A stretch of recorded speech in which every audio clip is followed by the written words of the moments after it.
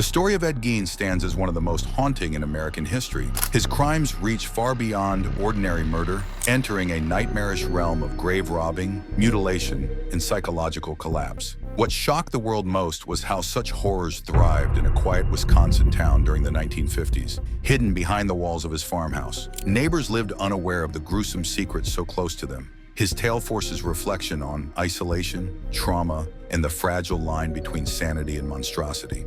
Could such darkness grow inside anyone? Don't forget to like, share, and subscribe for more chilling stories. Edward Theodore Gein was born on August 27, 1906, in La Crosse, Wisconsin. From the very beginning, his environment was toxic and suffocating. His father, George, was an alcoholic who struggled to keep steady work, while his mother, Augusta, dominated the household with an iron grip. Augusta was deeply religious, but her faith carried with it an extreme and obsessive hatred for sin, particularly sexual immorality. She preached constantly to her sons about the corruption of the outside world and condemned women, except herself, as wicked temptresses. Ed was a shy, socially awkward child, unable to form friendships, and instead retreating into fantasies and a twisted admiration for his mother's beliefs.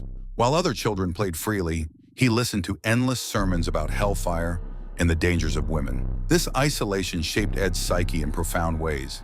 He never developed normal social skills, nor did he understand healthy relationships. His attachment to his mother became the defining feature of his life. When his father died in 1940, Augusta's influence only grew stronger. The death of his brother Henry in 1944, under suspicious circumstances, some believed Ed may have had a hand in it, though it was never proven, left Ed completely alone with Augusta. When Augusta died in 1945, the final pillar of Ed's fragile existence collapsed. He was devastated, losing not only a mother, but the only guiding figure in his life. Alone on the family farm, Ed spiraled into loneliness and darkness, clinging to his mother's memory while exploring increasingly bizarre obsessions. The horrifying truth about Ed Gein came to light in November 1957. Bernice Worden, a local hardware store owner, vanished mysteriously. Her son, a deputy sheriff, noticed Ed had been the last customer in her store, and suspicion immediately fell upon him. When investigators arrived at Gein's farm, they stumbled upon one of the most gruesome scenes in American criminal history. Inside a shed on the property, Bernice Worden's decapitated body hung upside down like a slaughtered animal. She had been gutted, disemboweled, and her heart removed. But this discovery was only the beginning. As officers searched the house, they uncovered a macabre collection of human remains and horrifying creations. Skulls had been repurposed into bowls. Chairs were upholstered with human skin. A lampshade was stitched from flesh. In perhaps the most disturbing revelation, Gein had created a woman's suit from the preserved skin of female corpses, which he admitted to wearing in a twisted attempt to become his mother. Investigators were stunned. This was not merely a case of murder, but a house of horrors that revealed years of grave robbing and body mutilation. Ed confessed that he had exhumed bodies from local cemeteries, particularly women who reminded him of his mother. He admitted to robbing around 15 graves, carefully selecting his victims to fuel his obsession with anatomy and transformation. The farmhouse itself was a reflection of Ed's fractured mind. While most of the house fell into squalor, rooms once used by his mother remained meticulously preserved, as though Augusta still lived there. The contrast revealed the depth of Ed's delusion and attachment to his mother. Although Ed Gein's horrifying acts suggested countless lives may have been lost, investigators could only prove his direct involvement in two murders: Mary Hogan and Bernice Worden. Mary Hogan, a tavern owner, mysteriously disappeared in 1954. For years, her case baffled authorities until 1957, when her severed head was found among the grotesque artifacts in Gein's farmhouse. Bernice Worden's death finally shattered the secrecy surrounding Gein. Her body, discovered hanging and mutilated in his shed, confirmed beyond doubt that Gein was far more than a harmless recluse or grave robber. Yet what made his case uniquely disturbing was that killing was not his primary motive. His true obsession lay in reconstruction and transformation.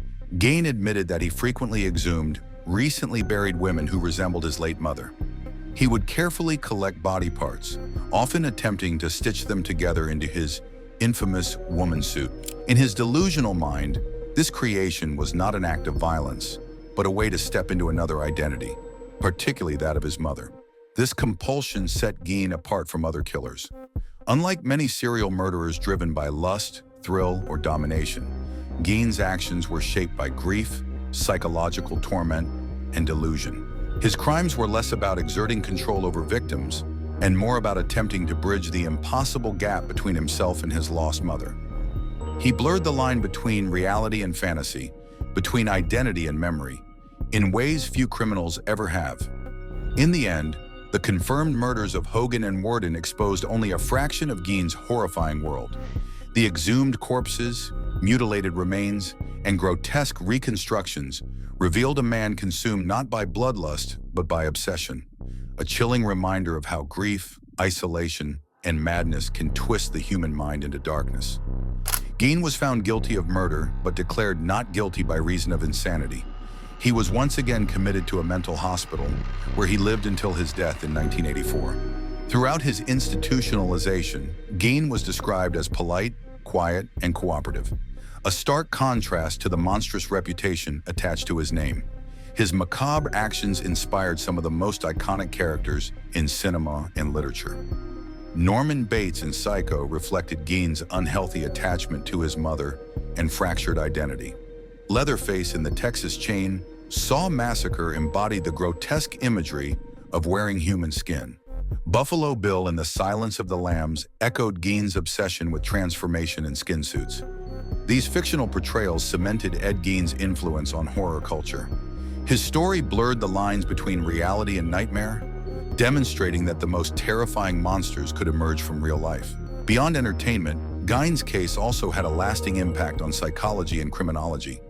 His actions became a case study for understanding the effects of childhood trauma, isolation, and mental illness on human behavior. His farmhouse was destroyed in 1958 to prevent it from becoming a morbid tourist attraction, but the legend of Gein lived on.